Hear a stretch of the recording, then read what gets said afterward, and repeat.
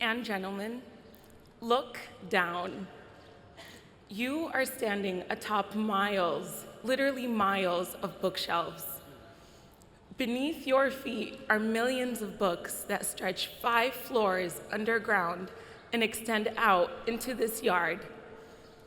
They are part of the Harry Elkins Widener Memorial Library, standing tall behind you. Thanks to the Harvard student tour guides, I've heard the story of Widener Library countless of times in passing while walking to class these last 4 years. Harry Widener was a great lover of books. So in 1912, he went to Europe on a book collecting expedition. Wanting to return to the US as fast as possible, he boarded none other than the Titanic. Sadly, he, along with the rare books he acquired, perished. His mother donated $2 million to have Widener Library built in his memory. But she was a bit skeptical that another rich donor would someday come and have the library changed. So she had one stipulation: not a brick, stone, or piece of mortar shall be changed. Since she refused additions to the outside face of the library, Widener had to be expanded deep underground to make room for its growing book collection. And for that reason, some have referred to Widener Library as the tip of the iceberg. This particular story has always stuck with me because of the unconventional direction of Widener Library's growth. It did not grow upward, it grew downward. If this library grew in proportion to its book collection, it could have been the tallest building on Harvard's campus. And yet, the grandeur of Widener Library is unseen to the outside world. Here at Harvard, where our dreams are big and our financial endowment is bigger, it became difficult to allow ourselves to grow in unconventional directions. We could only succeed in one direction, up. We raised our GPAs, accumulated extracurriculars, and secured internships.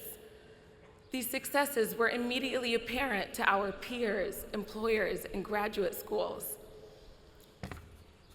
If we ask ourselves why we chose Harvard, my peers will give varying answers.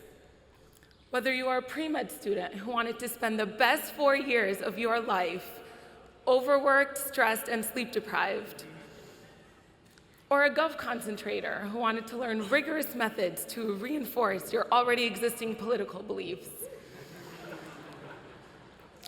a social science major who wanted to impress your friends with terms like intersectionality, moral relativity, and socially constructed, or an economics concentrator who wanted to give back to the world in meaningful ways by going into consulting, investment banking, and consulting. Whatever the reason, it is because we all hoped at some point in our futures that Harvard would allow us to reach a certain level of success. There's an expectation that we will ascend after graduation. With the crimson H on our resumes, we will rise to the ranks of presidents, Nobel laureates, governors, Pulitzer Prize authors, and heads of state that Harvard has groomed for centuries. However, as we sit atop one of the largest collections of books in the world, we must remember that upward is not always the natural direction of growth. Success is not always visible. If we measure success internally, then that means the outside world will not see all our successes. And I'm here to tell you that that is totally okay. It does not take away from their significance, their worth, their power to change the world. These last 4 years, I saw my peers value the successes that would not go on their resumes. I saw PBHA volunteers spend hours beyond their duty mentoring high school students.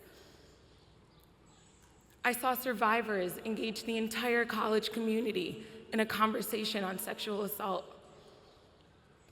I saw my peers from all walks of life march through this yard proclaiming Black Lives Matter. I saw student groups hold vigils for victims of violence from all around the world, from Chapel Hill to Aleppo, from Baltimore to Beirut. We discovered morning prayers in Memorial Church, performed our hearts out in expressions in Gunguru, and gallivanted the world on Harvard's dime. These varying successes were often an invisible force behind the world of our visible achievements, but they were necessary. They were self-defined. They mattered. They helped us foster our compassion, kindness, and patience. They made us human.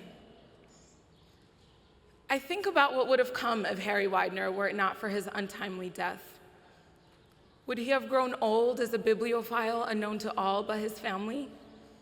Or would he have become a world-renowned book curator? Regardless, he succeeded in his lifetime, not because of a grand library in his name, but because he pursued what enlivened him until his last day. Back then, Harry's book collection probably meant little to the world, but it meant the world to him.